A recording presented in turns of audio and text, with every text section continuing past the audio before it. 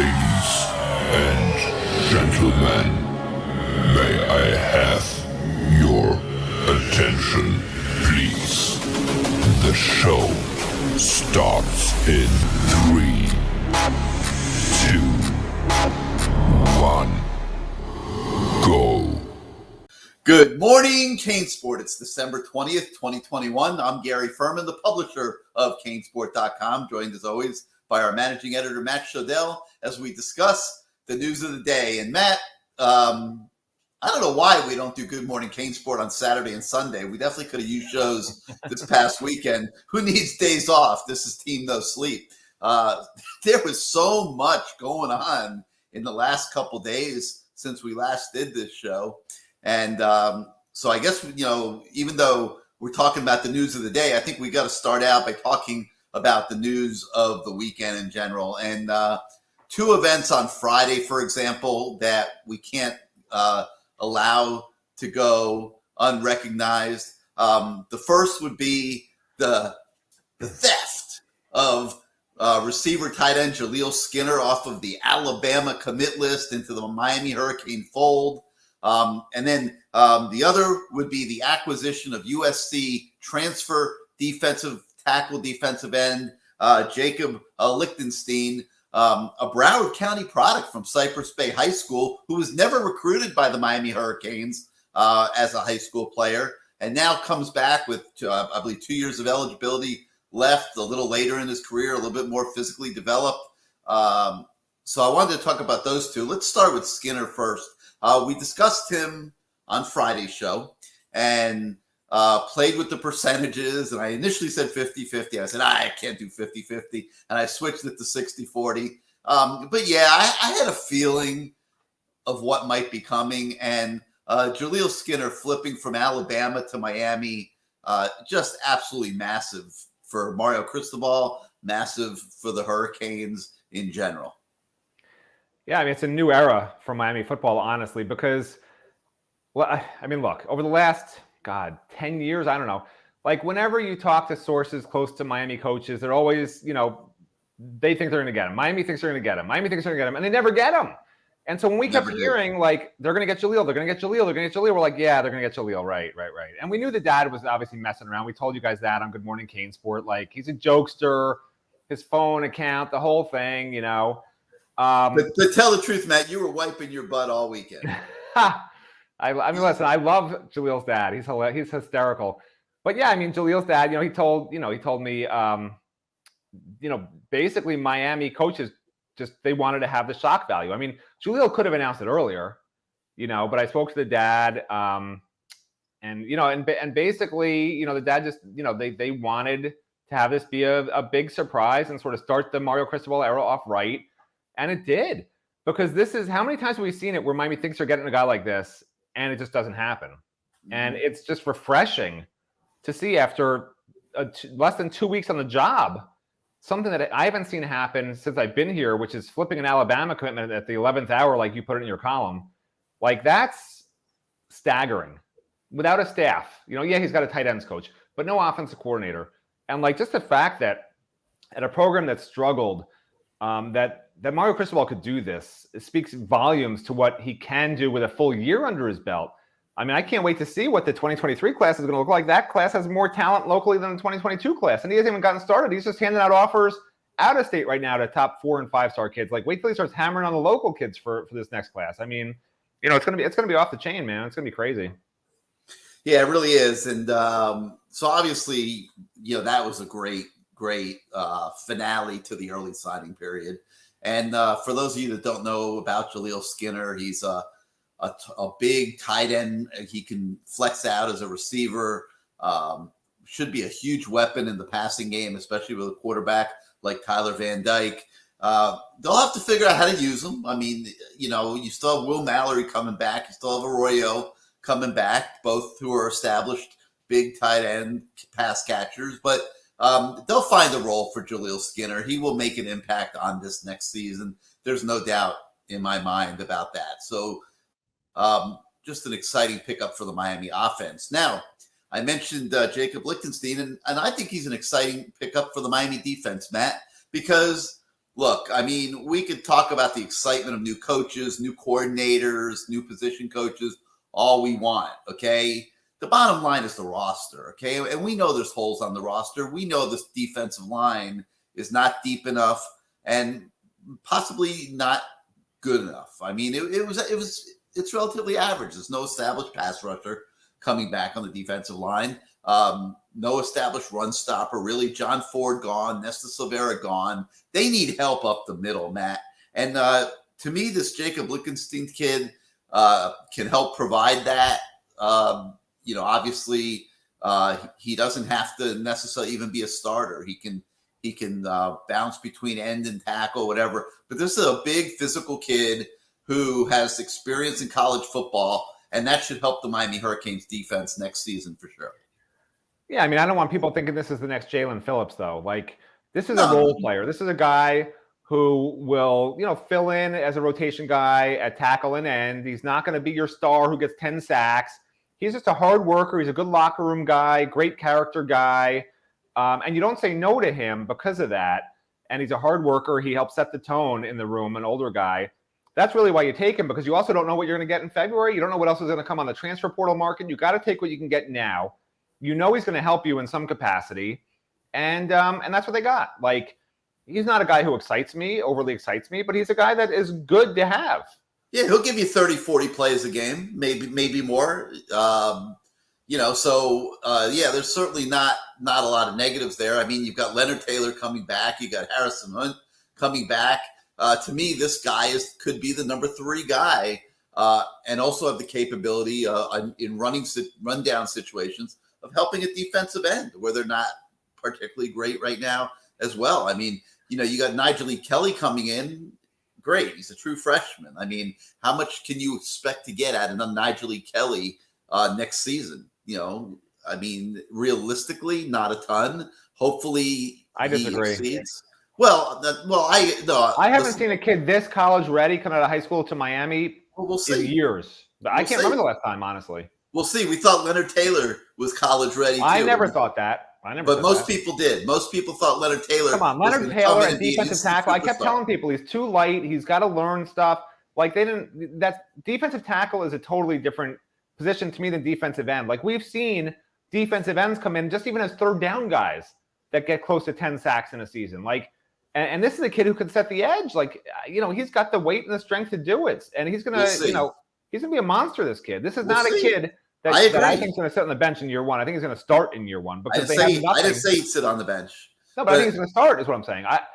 Mainly because they have nothing at end. To me, like, the guys coming back at end, I'm sure when Mario looked at the defensive ends and what they did last year, he's like, yeah, we need 2 new starting defensive ends and maybe even 2 new guys behind them, because those guys really just didn't do a hell of a lot. The defensive line did okay, but like, there was nothing special defensive end for this team that scared opponents. It's a tough position for true freshmen to come in and have major impacts. I don't disagree one bit about his raw talent. He is going to be, in my opinion, an incredible player. I'm with you 100% on that. I don't know if it'll be as soon as next year. If it is, it's a major bonus. We'll see. Does he come in? I'm trying to remember. Nigel, does he come in? He comes in the summer, right? He's not. Is he? Take a look. Give me a minute. Yeah, I get mixed up on those two. I know half the class is coming in early. Hold on. Let's see. Well, I mean, if he's coming in early, that would help him. I mean, obviously, it would give him an extra 6 months in the strength program. Yeah, but you have to remember, he's a local kid. The local kids are allowed to come on campus and work out. That's like a new thing. So, like, yeah, he can't do spring practice and all that, but he can still get in the weight room and do stuff, once he signs that, what's it called? There's a name for it. I can't remember what it is now. Yeah, he's coming in January. He's an early enrollee. Oh, good. Okay, so that gives him a better chance. But, I think we got to be careful about overselling these true freshmen. We did it with Leonard Taylor last year. We did it to a degree with James Williams last year, too. He didn't really become impactful really till much later in the season. I mean, certainly did okay, but he wasn't great. I mean, I remember one game, his Pro Football Focus grade was abysmal. And, he had a really tough time out there. It's hard for true freshmen to be superstars. It's hard for true freshmen to be starters, especially at the line of scrimmage. We'll see. Nigel Leak, I agree with Matt, is a unique character. I think he's going to be a great defensive end. How quickly he is great, we will see. But Matt, back to the Lichtenstein thing now. I mean, the thing that I thought was interesting, and Mario Cristobal has been alluding to this in his first week on the job. He has said that in today's world of college football, there is a premium that even if you're not getting a kid in recruiting, there's a premium on finishing second because you might just get that kid a year or two down the road. And the Lichtenstein's a perfect example. I mentioned that he was never recruited by Miami, played at USC, had some injury issues. The scouting report that I get on him from some people down here is that he's a kid that needs to be pushed. He was always the biggest kid in high school, had a very easy time at the line of scrimmage, didn't really work as hard as he could have to make himself the best player he could be. He might have to be pushed a little bit. But like we said, he's going to make a contribution. And he's an example of a kid coming back after a couple years that we might start to see here with Mario Cristobal in the head coach's office, a little bit more of a pattern. And I mentioned last week that Earl Little was another kid that I could see falling into that category potentially down the road, who decided to go to Alabama this time around. All right, Matt, we've been talking. I can't remember if we mentioned this on Good Morning CaneSport last week, but we've certainly been reporting about another defensive tackle who's in the transfer portal out of Oregon. He played for Mario Cristobal at Oregon this year, was a rotation guy at defensive tackle. He's in the portal now. We think there's a decent chance for Miami on this one. And, that's Jason Jones. And, you've done some looking into him. You've done some reporting on him and stuff. What do you think Miami would be getting if they can lure Jason Jones? Well, I do think he winds up at Miami, but what they're getting, I mean, look, the people at Oregon basically had told the reporters up there that he was one of their bright spots, bright young stars on defense, like a bright rising young star on defense for them. He's a guy who is a very hard worker, who is very strong. He's an interior guy who's just a monster. And, just the fact that Mario is really pushing hard for him tells you everything you need to know. Because no one's going to know him better than Mario, right? I mean, Mario knows which guys on that roster he desperately wants. He desperately wants this kid. He's been on Zoom calls with the kid and his parents. He's literally, while I was talking to the kid, he's like, oh, Mario's texting me again. Oh, Mario's texting me again. Like, you know how Mario is. Like, Mario, he's nonstop. And so, yeah, Mario gets what he wants nowadays, right? I mean, you want Jaleel Skinner, you got Jaleel Skinner. You want Jason Jones, you get Jason Jones. Just whatever Mario wants. That's it. He gets everything he wants. It's perfect. Jacob Lichtenstein, you want him? You get Jacob Lichtenstein. Jacob Lichtenstein. Building the roster piece by piece, making it better. And it will not be a finished product in 2022. No, I am not making excuses for any games that Mario might lose. I think it's unrealistic to think they're going to win every game next season. There's just so many holes on the roster that they need to fill. But they are making progress every single day. This guy is working tirelessly around the clock, 7 days a week. I mean, you don't think Miami should win 10 games next year? Miami should win 10 games next year. They might. They should. You look at the rest of the Coastal. Look at the schedule. They lose 2 games non-conference, maybe. They should run the Coastal. I mean, you play Clemson up. I'm sorry, one game out of conference. They're not going to be favored at Clemson. They're probably not going to be favored at Texas A&M and Clemson. Other than that, they should win every game to me. And listen, we've said it before. This isn't the first time we've said this, so who knows? But I'm more optimistic now than I have been other off seasons. Let's see who the coordinators are. Let's see what the defense looks like. There's so many things that we need to see before, at least me. What do you need to know about the defense? Well, who's going to play on the defensive line? Who's going to play at linebacker? Who's going to play at cornerback? What if Tyreek Stevenson leaves? I mean, are they going to be able to talk James Williams into being a linebacker for his own betterment and for the betterment of the defense? Or is he going to insist on staying at safety, which means that Devontae and Cam Kinchins aren't on the field every single play? I mean, there's all kinds of variables. What I know, and you may say it's not a fact, but I think it's a fact. What I know for a fact, the defense will be better than last year's defense. Period. They're going to have a better coaching staff on defense. They're going to have a much better defensive coordinator on defense. And the offense, should be better because Tyler Van Dyke has a year under his belt. And yeah, I know you love Charleston Rambo. Without Rambo, the Miami loses every single game. I know, Gary. I've heard you say it. You made a lot of plays this year, Matt. Doesn't bother me. A lot of plays. This is a better team next year than it was this past year, period, to me, on both sides of the ball. I don't care about Rambo. If the coaching is better, which it should be, it will have a chance to be a better team, yes. Yeah, and I just don't see how outside of those two games, I mean, and they could win either of those games too, by the way. I mean, I just am super optimistic compared to my past years, which guess what? I've been right every year. Every year, people are like, you're the curmudgeon, whatever the hell that guy calls me. But everyone's always like, you're so pessimistic. But I've always been right. I've been right for 15 straight years being pessimistic. I've been wrong. I've been wrong the last 2 years. You want to know why? Because I've been over optimistic. No, that's not why. It's because you don't listen to me. That's why. If you listen to me, you would have been right on target. I've been over optimistic. I thought they'd win 9 games last year. They won 7. This is the first time in 15 years, and Gary will tell you this, I've always said they're not going to be as good as people think, or they're going to be average. I remember saying it a million times last year on whatever. But I dismissed that because you're like, this is an average team. This is an average team. This is a below average defense. I'm telling you right now, this is a very, very good roster that Mario's building, and they're going to win 10 games. I mean, I've never been wrong. 15 years, I've never been wrong. I'm not going to start being wrong now, right? Needs a lot of work. Now, I will agree. I'm more optimistic than you. It's usually the reverse. I will agree that the Coastal Division of the ACC is not anything to fear. I'll totally agree with that. And especially it won't be as good because the quarterbacks will be new. You're gonna have a new quarterback at North Carolina. You're gonna have a new quarterback at Pitt. You're gonna be going through a transition at Duke. A transition at Virginia. Why did you bring up Duke? Duke's not even a team. Duke's like Central Connecticut State right now. But I'm saying I agree. The table is set without question to get to the ACC title game next year. Listen, you beat Texas A&M or Clemson, and you're going to the playoffs if you win the ACC title game. To me, I just don't. If they win one of those two games, I just don't see anyone else on next year's schedule that's going to really be like, oh my God, this is going to be a tough game. Like I know FSU, whatever, but like they should beat FSU. I'm sorry. I'll agree. You got to be in Charlotte next year, whether it's 9 wins, 10 wins, whatever it takes. You got to be in Charlotte. I'll agree with you on that. Everything's setting up really well. You know, the opponents they play is setting up really well. The ACC Coastal is setting up really like everything's falling into place. Getting Mario at the right time, like everything is falling into place. The Gary Ferman plan is happening. The Gary Ferman plan is happening. Everybody. Finally. They hire your buddy as the athletic director, who knows your name more than he knows Mario's name. I've known him for 4 years. You've been calling for him to be the head coach for 4 years now. I mean, everything I've known Dan Radakovich for 40 years. He was number 1 on my list when I did the list for athletic director prospects.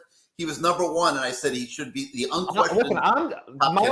Listen, I have one big concern for this team, and that's it. My only major concern is that they're going to hire as the new chief of staff, Gary Ferman. And I'm going to be stuck here just by myself with no one to talk to on Good Morning CaneSport. That'd be a nightmare. Chance. Fans already don't want to hear from me. No chance that I could work on a Mario Cristobal staff. I will admit it.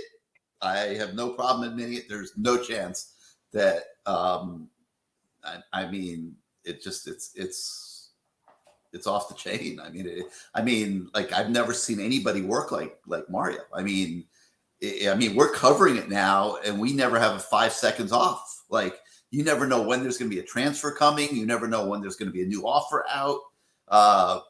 We are on call 24/7, 365 covering the Mario Cristobal regime. We're not exhausted yet because it's only been a week, but it will get to that point. I've never seen anything like it, but I couldn't even imagine having to work the 18, 19-hour days every single day as his chief of staff. No, thank you. I'm staying right here with you, Matt. CaneSport.com. We're going to keep trying to make it. We're going to keep trying to make it happen on this side of the fence. All right. So moving on to more news of the day. We talked about Jason Jones. He's not the only Oregon transfer that's in the portal. There's also some Oregon recruits who were commitments that didn't sign on signing day. And there's 3 of them that are going to come visit Miami in January, Matt.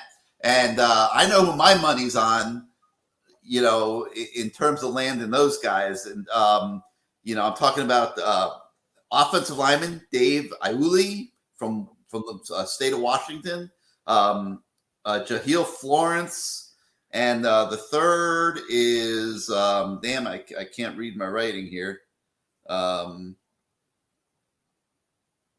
Tell me who the third is, because I can't. I literally cannot read my. I gotta help you on all this. No, it It's begins with a funny. G. It's Grayson? funny because that kid will not talk to us. Grayson Halton. Grayson Halford. Yeah, I thought that's what it said. Halton. Like, I don't know what's up with this kid, No. but like he's not doing the whole media tour, and neither is that other kid either, by the way. The Florence kid. Those kids are like taking a very chill approach to things. But when you talk to this Dave Aioli kid, he's like a hurricane, man. Like, you talk to that kid and you get fired up, like you're ready to run through a wall. Like, it's like talking to Mario Cristobal. He's an offensive lineman. Like, this kid, like, I can't even express to you guys as fans, like, how much you will love this kid if he winds up at Miami. Like, just talking to him, it was like when I was doing interviews back in the day with like Clinton Portis and those guys who would just like, whatever comes in their head, man, they're going to say it, and they're going to say it eloquently, and they're going to say it with force. And I mean, I was just so impressed with that kid. Like, before I hung up with that kid, I said, listen, I said, I can't remember the last time I ever told any recruit this. I said, but like, you know, talking to you was special, you know, like, I hope you wind up at Miami. Like, you know, it's not my job to push you anywhere, but like, I hope you wind up at Miami just because like people in the media will love you. I mean, this kid, I can't even express just, it was fun talking to him. You know, a lot of these recruits, you know, it's like some of them, either they're not used to doing a lot of interviews, or like they're a little hesitant. Like I talked to the Jason Jones, right? That's his name. The guy who's in the portal. And at the end of our conversation, he says, you know, we talked for over 10 minutes, you know, super nice kid. This is the second time I've talked to him. And of course, he doesn't know me personally. He's not from around here, but we talked a couple of times. We got to know each other. And at the end, he says, hey, you know, when you write your article, could you please not make me look bad? I said, make you look bad? I'm like, what do you mean? He's like, you know, just don't make me look bad.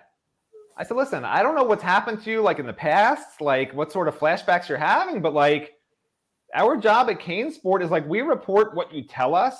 We share what's going on with you, with the fans. Like, we're not going to just like make stuff up and make you look bad. I said, like, what we talked about is what I'm going to report. Like, I'm confused now. I'm like, did you say something to me that is going to make you look bad? Because I don't remember it. He's like, no, he says, but I've had some bad experiences, you know, with media in the past. And you know, this is a kid who's, you know, he was in the. It's not like he told you to wipe your butt or anything, like Jaleel Skinner's and dad.